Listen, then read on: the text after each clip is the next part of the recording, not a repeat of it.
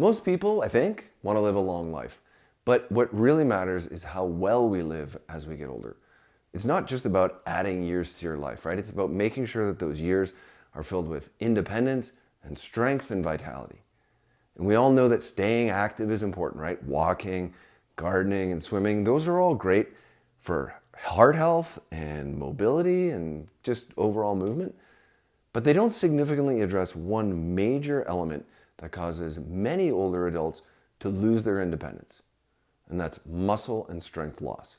As we age, we lose muscle and strength unless we actively do something to prevent it. Muscle mass declines about 1% per year after the age of 60, and strength declines even faster, around 2% per year. Your ability to react and move quickly, which is defined as power, that declines even faster. So this isn't just about lifting weights for fun. Losing strength is one of the biggest reasons that people lose their independence. Now, falls are one of the leading causes of disability for older adults, disability and death for older adults.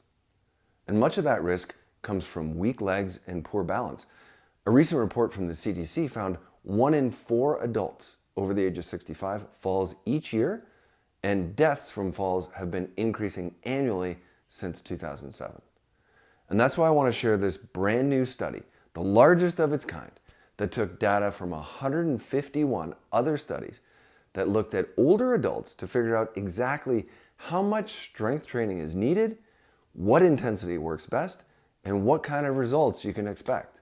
So this study looked at 151 other trials and found that even small amounts of strength training made a big difference. So participants were divided into different training groups based on how much they exercised. Low volume was defined as 10 to 42 sets per week for the whole body, or 5 to 18 sets for the lower body. Moderate volume was 42 to 61 sets per week for the whole body, or 18 to 27 for the lower body. High volume was more than 61 sets per week for the total body, or 27 sets for the lower body. Most people trained 2 to 3 times per week, and the programs that worked best use weights that were around 80% of the person's 1 rep max, which means lifting a weight that feels challenging but still allows about 8 to 12 reps with good form, and at that point you wouldn't be able to do any more because you'd be hitting failure or fatigue. Now, one of the most important findings, even low volume strength training significantly improved the physical quality of life and mobility of the people. Participants who did just a small amount of training improved their ability to stand up from a chair, walk longer distances, and move more easily in their daily life. And if you're wondering whether strength training also helps with muscle loss, the answer is yes. Even lower training helped people maintain or build lean muscle mass. But for those who did more training, strength training improvements were even greater, especially in the legs, which are the key for staying independent and preventing falls. So this study is new, but it's not the first time researchers have found these results. In fact, many studies have shown that strength training improves not just physical health, but also mental well-being and just overall quality of life.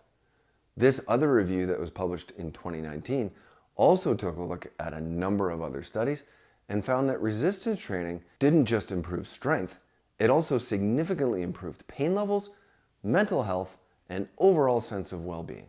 This study looked at people who did strength training and found less body pain, better general health, improved mental health, including reduced anxiety and depression. And that last one is important, right? Strength training doesn't just make you stronger, it helps you feel better overall. It reduces chronic pain, it improves how people feel about their own health, and it even has positive effects on mental clarity and mood. So when people ask, why should I lift weights? The answer isn't just to be stronger, it's about improving how you feel every day, both physically and mentally. Now, I want to be clear on this point. Staying active in general is super helpful for your health, right? Things like walking and gardening and swimming, they all have their own benefits, but they're no substitute for strength training. Walking helps with cardiovascular health, but it doesn't really stop muscle loss. Gardening keeps you moving, it keeps you squatting and bending and keeps you mobile, but it doesn't really strengthen your muscles that you need for standing up, climbing stairs, and carrying heavy things. Strength training is really the only way to combat muscle loss, keep your bones stronger, and maintain your ability to do a lot of daily activities. So if your goal is to stay independent and avoid falls and keep doing the things you love, you need to challenge your muscles with resistance training.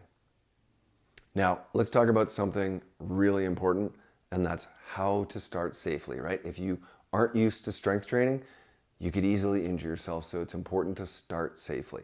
So one of the biggest mistakes people make is to start too heavy and too fast. Jumping straight into lifting at 80% of your 1 rep max is a great way to get injured.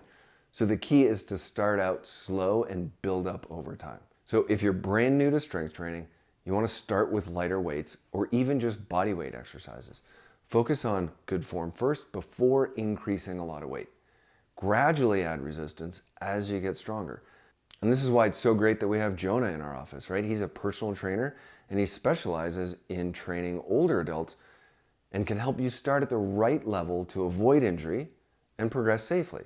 It doesn't have to be Jonah, it could be any personal trainer, but somebody to guide you on your way would be great. It's great that Jonah specializes in older adults.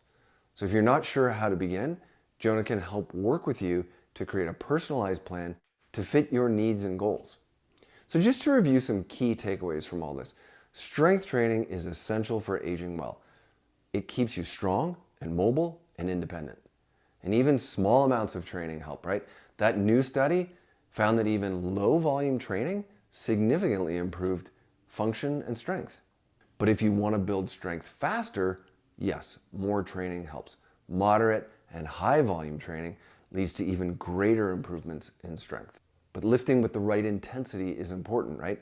That study found that the most effective programs use around 80% of the person's 1 rep max. But you should start lighter and progress gradually, right? And finally, strength training does improve quality of life.